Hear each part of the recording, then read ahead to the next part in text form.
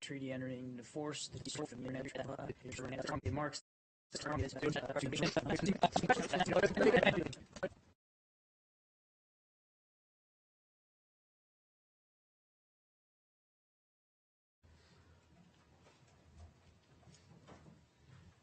afternoon, everybody. I should have known. 3:30 is getting near your bedtime, isn't it? I know you gotta. No. I know you gotta get to the early bird special. The price of prime rib goes up to $3 here in about an hour. You don't want to miss that. Goodness gracious! I will try to get through this quickly so that you can get to your supper.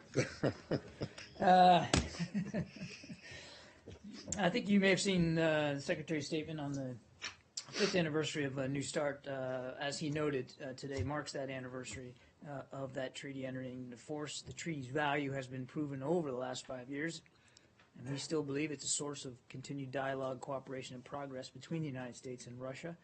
New START furthers our goal to promote trust, transparency, predictability, and stability with the other largest nuclear power in the world. It shows the world that the United States is serious about its leadership role on nuclear arms reduction. So I just wanted to draw your attention to that statement by the Secretary on this important anniversary. And as you know, I think you may have seen another important anniversary was the 15th anniversary of Plan Colombia, marked by President Santos's visit to the White House yesterday and here to the State Department today. The Secretary, I think, as you know, just wrapped up his press conference with the President. It was a good, fruitful discussion, and all of us are looking forward to the future years here under the new plan, which is now known as Peace Colombia or Paz Colombia. So, again, I'd point you back to what the Secretary had to say when he finished that meeting with President Santos. But we were glad to have him here, very honored and proud, certainly proud of the accomplishments that together we've made there in Colombia. Matt. Let's start with Syria. The Secretary made some strong comments upstairs, echoing kind of his message, what has been his message over the course of the past couple of days when he was in London. I'm just wondering, how concerned are you about the situation in Aleppo? It's almost completely surrounded now. There's all sorts of fear that it's going to end up in basically a bombing and starvation campaign, a siege of the city. Mm-hmm. How concerned are you that that's going to happen, and is there anything you can do to prevent it from happening, or is it just inevitable it's going to happen? I'd almost hasten to say, Matt, that in many respects, a siege of Aleppo has in fact happened. You're absolutely right the way you describe it. It is a city under siege. We know that certainly more than 10,000 at some estimates, and even higher by others, residents have fled. We know that humanitarian aid routes have been cut off, certainly the most significant ones, and there continues to be bombardment from the air, obviously by Russian military aircraft, and of course the regime ground forces continue to squeeze the city. So I think we would consider that it's very much being besieged, and we're deeply concerned about that. You're right, the Secretary was very strong this afternoon. I think that adequately and fully represents his concerns about where this is going, particularly there in Aleppo, but in other places in Syria as well. All I can tell you is that that we have made our objections and our concerns known very directly to the Russians. There's no doubt in their minds where we are on this, and frankly where the international community is on this. And the Secretary, again, was clear today. It's got to stop. He also said that the next few days, as we lead up to Munich, are going to be very telling in terms of what the prospects are for a real peace there. 5 years ago, the mere hint or threat of this kind of what's happening to Aleppo now, the mere hint of that or threat of it in another country, the city was Benghazi and the leader was Gaddafi, prompted a bombing campaign. Now, I realize that it's apples and oranges, that there's, Gaddafi didn't have support from a UN Security Council member at the time. But why is it that the United States and its allies, but primarily the United States, which you speak for, aren't doing more than kind of thumping your fist? And, the Secretary said it himself, it's got to stop, but it's not going to stop by whining about it. So, why aren't you doing more, prepared to do more? I wouldn't characterize our approach as whining. It's diplomacy, and it's assertive diplomacy. And the Secretary talked about that just a few minutes ago, that the very act of diplomacy is trying to avert further bloodshed and not escalate the tensions and not make it worse.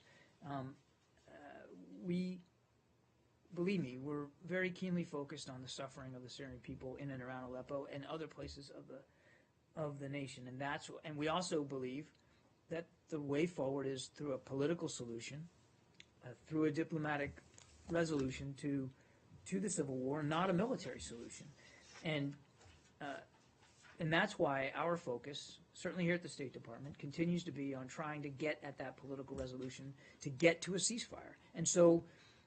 We are working very hard on that outcome, on trying to get to a ceasefire.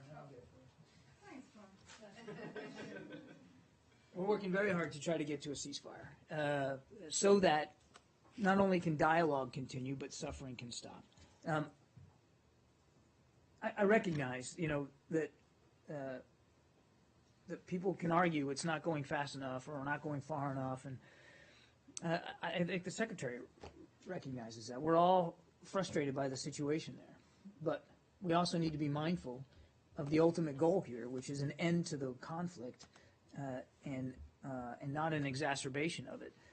So all I would tell you is, again, from the United States State Department, we're doing everything we can, working very, very hard to try to get all the people who signed up to 2254 to meet their obligations to 2254, and that includes Russia. But in the meantime, until it's actually enacted, I mean, there's tons of, as you said, 10,000 more people have fled.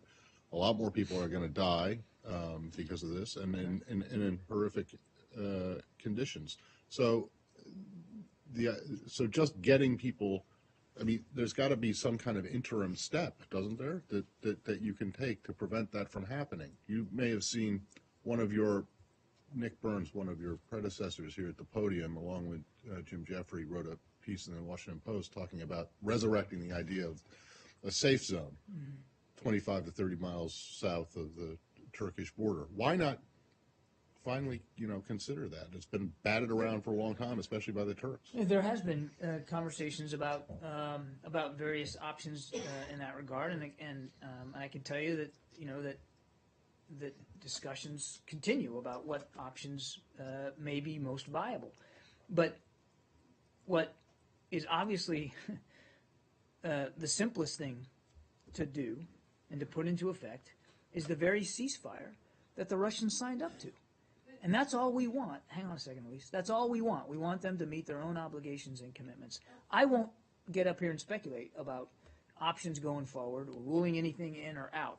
What we're focused on is having everybody who signed up to those commitments to meet those commitments and to stop the suffering. But, I mean, I want to go back to something the Secretary said the first day or first press avail that he gave, which is he wanted to change Assad's calculus.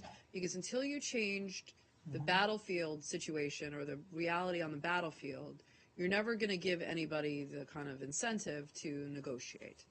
Now, what the Russians are doing, it seems, is if they're trying to create a new situation on the ground, a new battlefield reality, as if it wasn't bad enough, to strengthen their hand and Assad's hand at the negotiating table.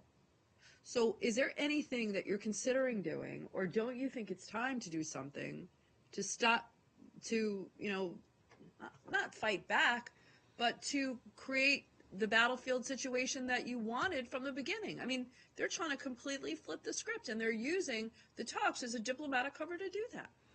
Well, the Secretary, again, talked about, you said, isn't it time? And he said in his statement the other No, night, I said, it isn't is it time exactly to time. do something on the battlefield It's to get them to the table? It's time for everybody to meet their commitments under 2254 and to enact the ceasefire that they signed up to, and That everybody wasn't what else I did. asked, though. No, I know that's not what you asked. This is my answer to what you asked. The time is now for them to meet their commitments. Yes, it is time, And- but what are you going to do to and get them to clearly- honor their commitments? Clearly, as we've said, that their actions to date indicate that they continue to believe, even though they've said otherwise, that they continue to believe that there's a military solution to what must be solved politically. And nothing's changed about our view that that's still the right answer here in the long term for Syria, a political solution to this conflict, not a military one. The Russians themselves have signed up to that. They signed both Vienna communiques and they signed 2254. I'll stipulate to all of that. But what But I'm saying is, how are you going to get them to honor their commitments? Not that they should honor their commitments. Everybody knows that they should. But what are you going to do? And I mean, one of the things of this idea of the safe haven that has been discussed before is to change the leverage that the Russians have on the ground. I mean, what can you do practically to get the Russians to say what you want them to do, what you say you want them I to do? certainly won't speculate or talk about options in or out or options that are or are not on the table going forward. I won't do that. What needs to happen is the Russians need to meet their own commitments. And frankly, these questions you're asking, they're good questions. They should be asked in Moscow. But what's it going to take for the Russians to do what they said they would do? What's it going to take for them to stop the bombing so that the peace talks can resume and so that we can get to this actual political transition that they themselves signed up to? Now, as the Secretary said, the next few days going into next week are going to be telling.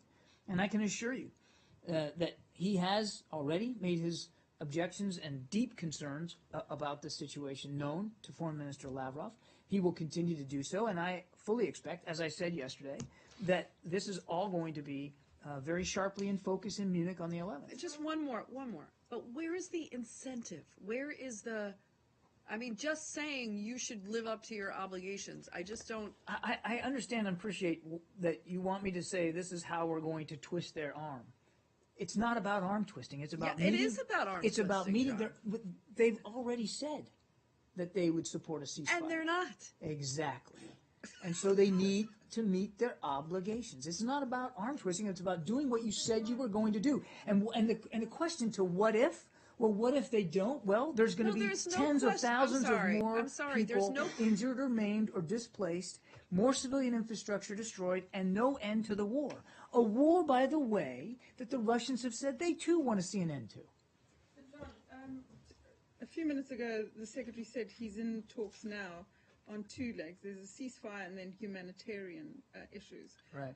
Does he believe that those two can bring the opposition back to the talks, or is that enough to bring the opposition back to the talks? Well, I won't speak for the opposition and what will or won't bring them back to the table. We've long said that we want the discussions to go on without preconditioned. That said, we also recognized, and we recognize today now that it was difficult to have those talks be successful in Geneva when the very people that the opposition was representing were being bombed and could not get access to food, water, and medical supplies. Again, I know it's not popular, but I'll point you back to Resolution 2254, which said all parties need to provide access, unfettered and sustained, to humanitarian aid and assistance to all those besieged areas. And we believe that should happen in its own right, not tied to the resumption of talks or not. It needs to happen now. Should have happened yesterday. Should have happened back in December when everybody signed up to it. Now, clearly, one would think, given the fact that the continued bombing and the lack of humanitarian access certainly played a role in pausing the talks in Geneva, one would naturally assume that if we could get a ceasefire in place or we could get some humanitarian access, that it would certainly help encourage a resumption of those talks. I mean, that's just obvious. But we're not pursuing it. We don't want to pursue it just to that end. Obviously, we want the talks to continue. The reason that the Secretary wants to pursue those two tracks, as he talked about a little bit ago, is because the international community signed up to them, and the fighting and the dying have to stop. And those are two ways that you can have an immediate practical effect on the fighting and the dying. So when he goes to Munich, he wants to have one or the other in place, because he said the next few days. Or is he talking about something that he will then finalize in Munich? I don't think he was. I don't think he was at all saying that he's not going to go to Munich unless we have one or the other in place.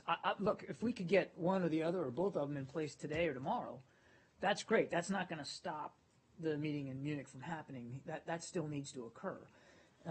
But I don't think he was tying Munich in any way to getting these done. John, a follow-up on the ceasefire. When the Secretary said a few minutes ago that Russia has indicated to me very directly that they are prepared to do a ceasefire, was he referring to a new commitment from Russia and within the past few days? And if so, what kind of time frame did Russia indicate it was looking at? I think what he was talking about was a series of discussions that he's had with Foreign Minister Lavrov, including the last conversation where they talked about, in fact, it was in the readout that they talked about the importance of trying to get at a ceasefire. But this is something that he and Foreign Minister Lavrov have talked about a long time.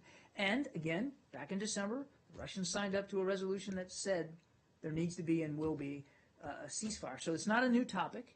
It is something certainly that in the last call they had, 2 nights ago? Right. It certainly came up. They talked about it before, but when he says they indicated to me very directly they are prepared to do a ceasefire. So, I mean, is there a time factor in there that's new? I don't have any more next detail. day, next week? I don't have any more detail beyond it. It needs to happen today, Pam. Today. Yeah, but I mean, it was signed up to in December. We want it to happen now. I don't know that in their conversations, Foreign Minister Lavrov, ascribed a certain timeline or date to it. But they did indicate, he did indicate, as the Secretary said, their willingness to pursue a ceasefire, and that's what we want to see happen. yes, a spokesman for the Kremlin was quoted today saying that the Russians want to do both, support the peace process and continue to support the Assad regime militarily. What do you say to that? I say they're completely discordant thoughts and discordant actions. So, I mean, you can't prop up the Assad regime and make it easier for him to kill his own people, yeah. and say the other side of your mouth that you want to pursue this political transition and a peace process that you yourself signed up to in Vienna twice. You can do it. You should. But how long? It can't be done. You can't say that you're going to continue to bolster Assad and his regime, which has killed untold numbers of Syrian people and displaced millions from his own country. You can't say that that is your goal, that that's what you're doing, and still say that you want to see a peaceful resolution to this conflict. Because the more Assad feels emboldened, the more he is reassured of his power and influence, the less likely, in fact, there's no likelihood of peace in Syria. So they are bluffing then. Who? The Russians. I don't know if I'd call it bluffing, but I certainly would say that I certainly would say that the messages are absolutely at odds with one another, and it doesn't, as I said yesterday, doesn't everything we've seen them do certainly would indicate or signal that they believe, despite what they've said, that there's a military solution to this conflict, and we continue to believe that there isn't one. John, when was the last time Secretary Lavrov spoke? I thought it was the not night before yesterday? last. Yeah, it was the one I talked about yesterday, so it would have been. All right.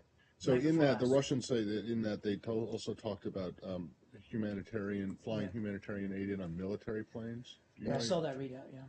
do you have anything that you can add to that? What I can tell you is, I think I said this yesterday. Certainly, the Foreign Minister and Secretary talked about the need for humanitarian aid and access to besieged areas, and discussed various ways in which that might be achieved. I don't have any specifics to I mean, were they offer talking beyond about that. Russian planes or U.S. planes I or don't Jordanian have, planes? I or don't Turkish? have any more specifics to offer than that, but they did recognize in the conversation that humanitarian aid and assistance is important, and certainly we believe that.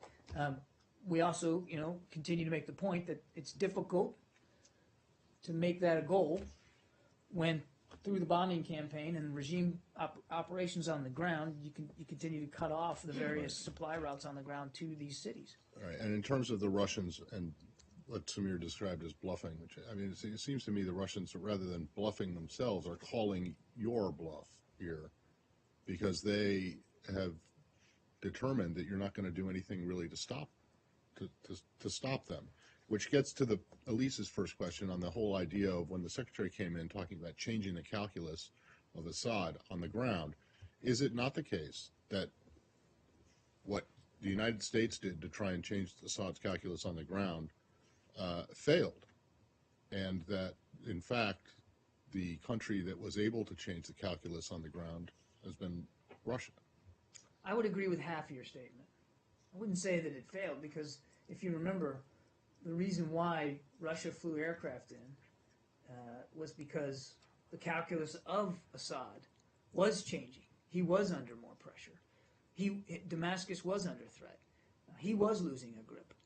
And as we said at the time, when the Russians were getting this great credit for some sort of grand Middle East strategy, what it really was them making a calculated decision, seeing that the regime was under threat, not wanting to have what they believe their military interests are, particularly military interests in Syria, damaged, decided to react, and it was reactive, and that's all it was reactive. Okay, but that there's no question that their intervention has in fact had an impact on the calculus of Assad in the opposite direction. He has felt more emboldened. He has felt more reassured, and our message has been the same. That reassurance to him is doing nothing to try to bring peace in Syria, and it absolutely, fundamentally, is at odds with what the Russians themselves have signed up to in 2 communiques in a UN Security Council. But I don't understand why you're surprised at that. I didn't say I was surprised by that. Oh, so you took the Russian? You didn't think the Russians were being honest by what? When they voted in favor of the resolution? Well, they signed up to it. They voted for it. They have been leaders at the table throughout the Vienna process.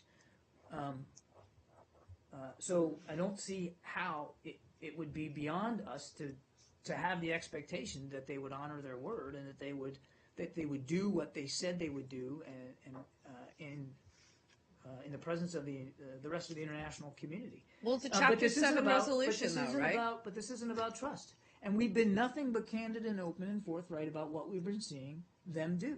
And as I said even yesterday, when I got asked about coordination, it's difficult to say you can coordinate with somebody when clearly the outcome they seek is so different than the outcome we seek and the rest of the international community seems to be. So I'm still confused about 2 things. First of all, if this is a Chapter 7 resolution, right, and they're in violation of it, then why don't you bring them? Not that you would be able to pass it through the UN Security Council, but why don't you bring them in violation? Well, I'm not going to speculate about future actions one way or the other. I can appreciate Do you see future action at the UN? I can appreciate why you would want me to be able to say if this then that. No, they already did. It's not we are not in a position to speak to that right now. As the Secretary said, the next few days are going to be very telling in terms of how much progress we can continue to make on the political front.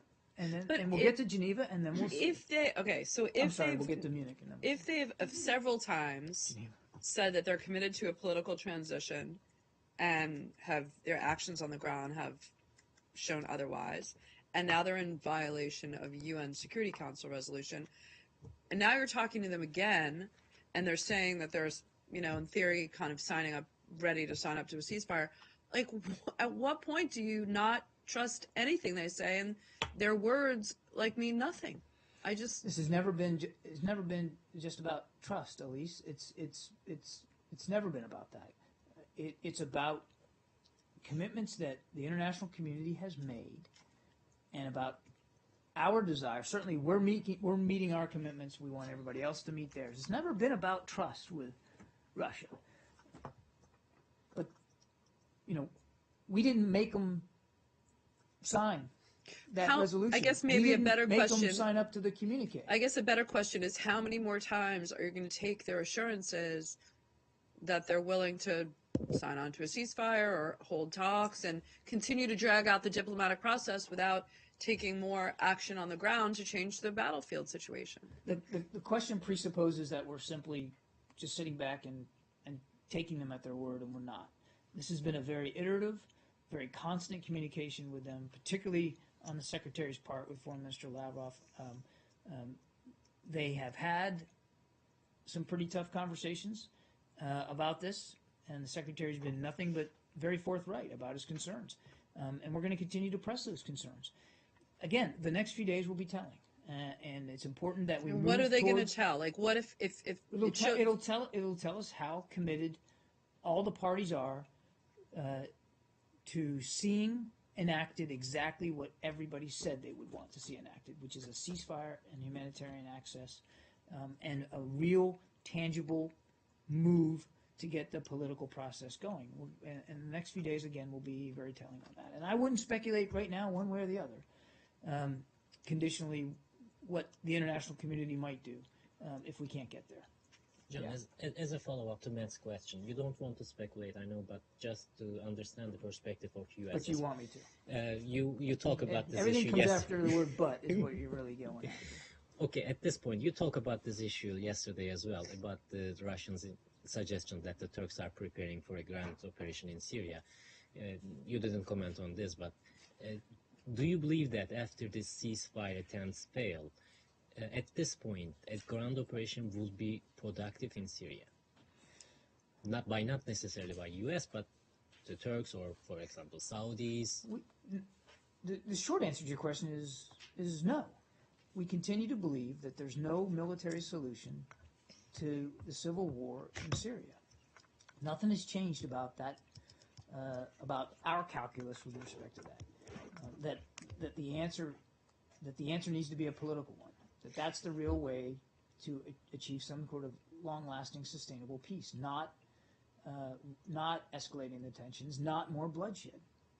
And the second one, I know that you are discussing this border security issue with the Turks, and Secretary of Homeland Security also, he's heading to Turkey soon in the upcoming days.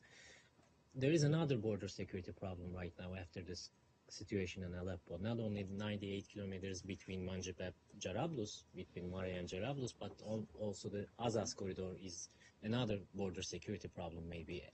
Because after this push by the Syrian government and the Russian forces, some radical elements also are about to retreat to Turkey, including Nusra and other radical groups in the area. Are you discussing this issue with the Turks? We have routinely been discussing issues of border security with the Turks. As you know, Brett McGurk has been very active on that front, and they have taken meaningful steps to try to get at dealing with their security issues that they admit and that they know that they're facing. So there have been a range of discussions about that. I wouldn't get into the details one way or another. Certainly not. I'm not going to talk about specific geography. I think you can understand that we don't exactly want to communicate to groups like Daesh everything that's being done, and I wouldn't talk to operations one way or the other. But on the whole, yes, we continue to have discussions about border security with the Turks. Are you concerned specifically about the retreat of We Nusra? are concerned about all the border issues that are affecting Turkey with respect to the flow of foreign fighters, material assistance, and other means of sustenance to Daesh inside Syria. Not Daesh, Nusra. I'm talking about Nusra and other anti-regime forces. Absolutely, we're concerned about that. I mean, Nusra is a terrorist group. We continue to discuss all these issues with the Turks. Just on that point on ground troops, with the Saudi statement saying that they'd be willing to dedicate ground troops as a part of a U.S.-backed coalition, with your remarks saying that there's no military solution, is that basically you saying thanks but no thanks to an offer to use ground troops? We've just seen this proposal. I think it's safe to say that that we obviously have some questions about it, and are going to continue to talk to the Saudis about exactly what the parameters are here.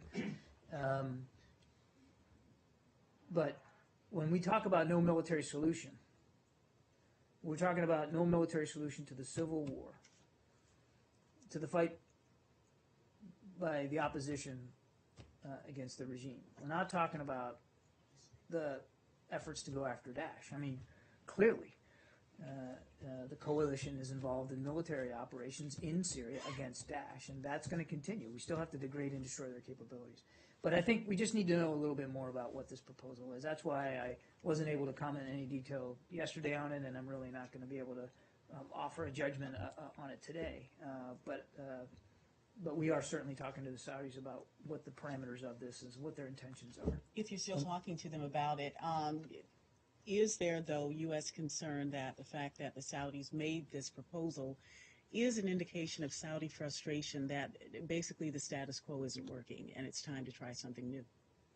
Again, we're going to talk to the Saudis about exactly what the parameters are here and what the intentions are. I'm not going to get ahead of that. Again, and I won't speak for a foreign government, but certainly I think it's safe to say that everybody in the international community is frustrated by what's going on in Syria, and everybody wants to see that war stop. Everybody wants to see a group like Daesh defeated, and we're going to continue to work at that. So I can't say whether they're frustrated or not. It certainly wouldn't surprise me. Everybody's frustrated about what's going on in Syria. That's why it's important to have this next meeting of the ISSG in Munich, and that's why it's important before the end of the month to get those talks, the Geneva talks, resumed. But John, there's a report on Reuters quoting the White House spokesman saying the Saudis are responding to a request by the Secretary of Defense to increase their support to the fight against ISIL. Samir, I said this yesterday. I Yeah, mean, when I first got this question yesterday, we have intensified our efforts against Daesh. The United States has, and I'm not just talking about militarily, although that's the most tangible representation of that intensification. And we have urged every other member of the coalition to intensify their efforts against Daesh to the degree that they can. As I said before, it's a coalition of the willing. Every nation in that coalition has to be willing to participate in whatever way they deem fit. These are sovereign decisions. We recognize and respect that. But we want everybody to increase the pressure. And to the degree that Saudi Arabia is willing and able to participate more intensely against Daesh, well, that's a welcome thing. As Secretary Carter said, that would be a welcome thing. But we have to study this proposal a little bit more, I think, and learn a little bit more about what the intentions are. But yes, I mean, in general, we have long said we want other nations to contribute more against Daesh. As we've got skin in the game, and we're adding, we're putting more skin in the game. We certainly would like to see other nations do the same thing. Another subject. Yeah.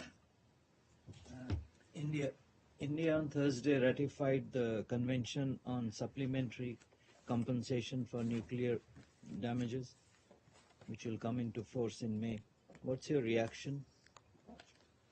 The United States welcomes the action by India to join the Convention on Supplementary Compensation for Nuclear Damage, otherwise known as CSC, and that's how I'll refer to it now since I won't say that again.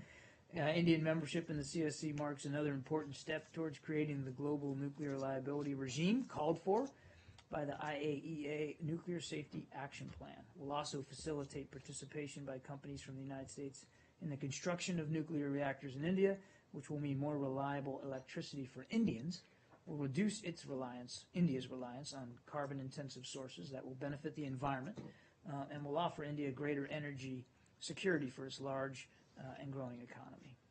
So you mean to say that it's going to help the civil nuclear deal implementation? As I said, we believe it's an important step toward creating a global nuclear liability regime, and it will facilitate international cooperation in expanding the use of nuclear power in India. So what is the next step? Well, I would refer you to the Department of Energy for next steps. I don't have with me what the next steps would be. This is really something for the Energy Department to speak to.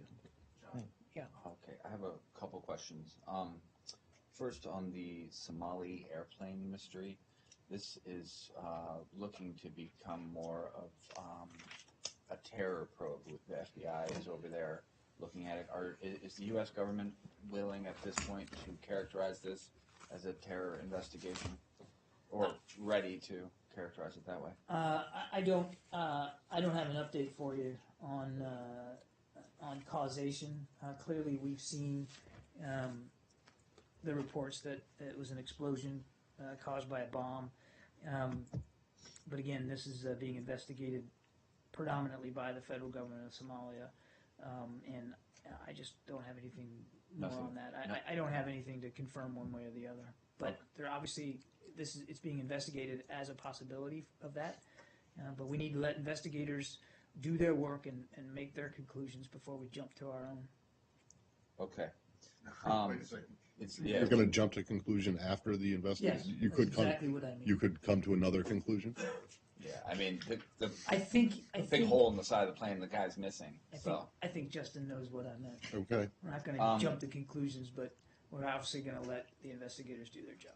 The Pentagon just released 198 previously classified photos that document abuse or mistreatment of some detainees in Iraq and Afghanistan from 2001 to 2009. Are you concerned that putting these, I know that there has been some concern with the government, they've been trying to withhold them, so now that they're finally out, what is the State Department issuing any warnings to Americans overseas to be cautious or to watch out essentially for any Well, look, any citizen traveling can go to our website and read whatever our travel warnings and alerts are. I'm not aware of any specific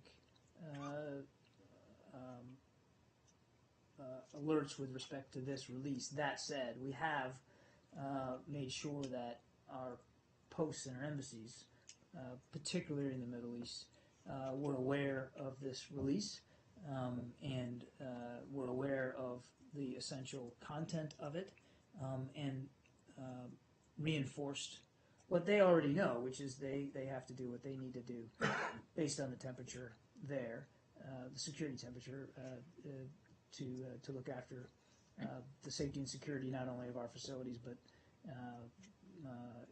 but in providing information, the appropriate information to American citizens there. And do you think these photos could lead to retaliatory type attacks? I wouldn't speculate one way or the other. I wouldn't want to do that. I certainly want to say anything that that could in any way have an effect on that. And the final question I have is about Zika. I was wondering if you have any update on travel warnings there, or any Puerto Rico, I guess, has now declared a public health emergency. Just wondering if you have anything else to share about Zika and travel warnings for Americans. First of all, I'd say there's actually quite a bit, if you'll bear with me, that I do want to talk about with respect to Zika. The State Department is closely monitoring the situation, and we're in contact closely with the Centers for Disease Control and Prevention, the CDC. We're also working directly with the government of Brazil, which, as you know, has been most impacted by Zika and other neurological conditions, as well as other countries in the region. We are pleased to see that the World Health Organization and the Regional Office for the Americas, the Pan-American Health Organization, are taking a strong leadership role and are directing critical research efforts and other response activities. As you know, the CDC issued updated guidance on Zika on the 3rd of February, just a couple of days ago, and I'd refer you to them for additional information on that. The U.S. government is combating the Zika virus through multiple lines of effort. Obviously, the CDC's got the lead in terms of providing expertise, working with health officials. The president met with the national security team and the health team in late January to discuss the spread of this and emphasize the need to accelerate research efforts, to make better diagnostic tests available, to develop vaccines and medicines, to improve mosquito control measures, and to ensure that all U.S. citizens have the information they need about the Zika virus. We've posted some of that on our website. I know it's on the White House's website as well. And again, all federal agencies are working together on this and collaborating with it. At the State Department, we lead on several critical efforts in close coordination with the White House and Health and Human Services, CDC. We lead on the diplomatic front, engaging with foreign governments, including coordination with affected countries and those ready to assist in response. We also lead on getting timely and accurate information to U.S. citizens traveling or living in affected areas. Again, We've got quite a bit of information on our website, and in supporting all U.S. government employees and their families at our overseas posts. Under the leadership of the Deputy Secretary for Management and Resources and the Assistant Secretary for Oceans, Environment, and Science, in coordination with the Bureau of Western Hemisphere Affairs, we have established here at the State Department a Zika coordination team and a broader working group to ensure a robust and coordinated department response. In our response to Ebola last year, we learned important lessons about how best to put this kind of coordination mechanism in place, and we're taking lessons learned from Ebola to do exactly that.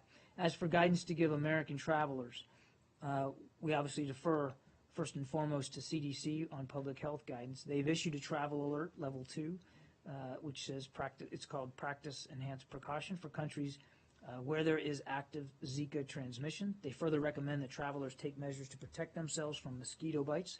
They also recommend that until we know more about the connection between Zika and birth defects, that pregnant women in particular consider postponing their travel to Zika-affected areas, and women trying to get pregnant strictly adhere to steps to prevent mosquito bites.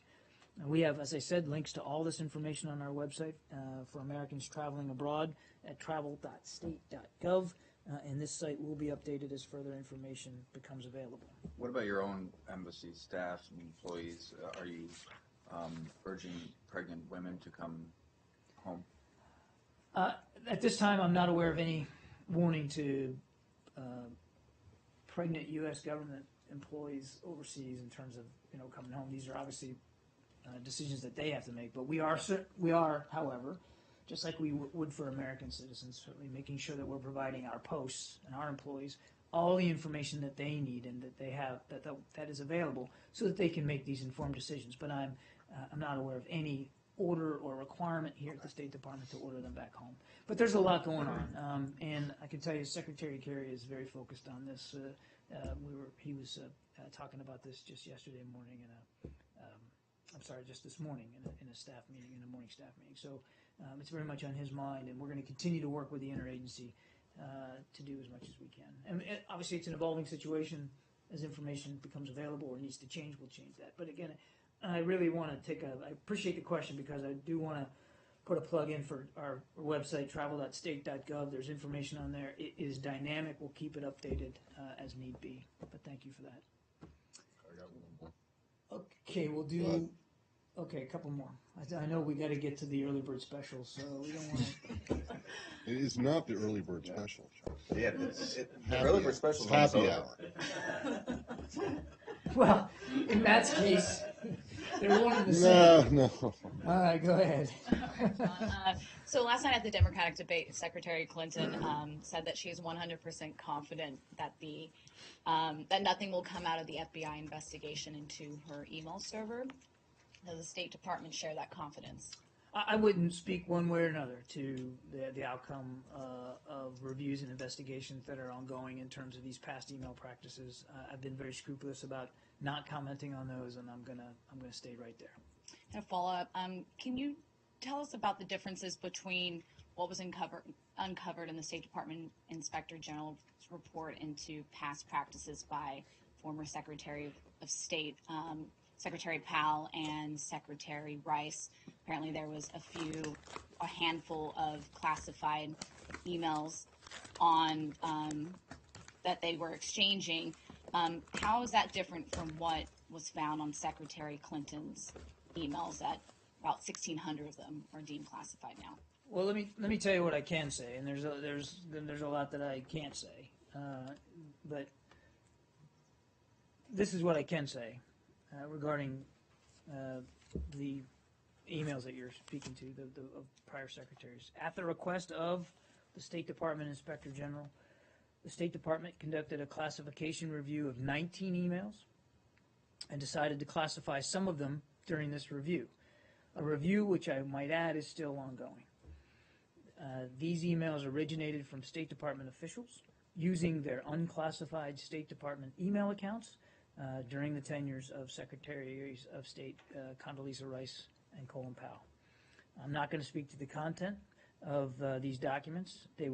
These documents were not marked classified at the time that they were sent. And as to whether they were classified at the time they were sent, the State Department review process right now is actually focused on whether they need to be protected today with respect to these documents. As you guys know from covering this, it's not unusual to upgrade a document following a classification review. That happens routinely. And any further questions about this, I'm going to refer you to the State Department Inspector General. Yeah. Weren't they coming from They private weren't coming from email accounts? unclassified. Not from unclassified state.gov accounts? I can confirm that the 19 emails reflect the emails sent from unclassified State Department accounts to, in some cases, personal email accounts. Okay? So, Okay. wait a second. So, the ones that, let's just take Secretary Powell. These emails were sent to his private non-state.gov account. I didn't say that. I didn't say Well, hold that. on. I said that- Then the I Inspector said that- General's letter from yesterday seems to mean absolutely nothing. If in fact these were all on state.gov accounts, unclassified state.gov accounts, it's completely different, entirely different than the Secretary Clinton situation. I'm not going to make comparisons between the two. The State Department Inspector General is, as requested by the Secretary, and we've talked about this, the Secretary asked the IG to look at our procedures and processes with respect to administrative handling of documents. In the course of that work, they identified these 19 emails. I'm not going to speak with any more detail about this traffic, except to say what I've said before, that the 19 emails reflect emails that were sent from unclassified State Department accounts to personal email accounts. Exactly whose account and All right. all that. But in not every gonna get into. case, these 19 were sent to a personal account, not another state.gov unclassified account. I'm not going to go into any more detail than I just did. I can't say it any more than I just did. Powell said in a statement that his executive assistant thought he should see some information that this person sent them to his personal account. He doesn't call it a unclassified state.gov account, it's his personal account. For clarity. Yes. Okay. If you remember the last year, we hosted this at the press club on the email, and there it came out that the Secretary Kerry is the first secretary who's using state.gov. Somebody has used before that AOL, somebody has used something else. So do you, where does this official or unofficial thing comes? Because they were not even using state.gov, the previous secretary. I'm not going to speak to past email practices. I haven't done that from the beginning of this, and I'm not going to start now.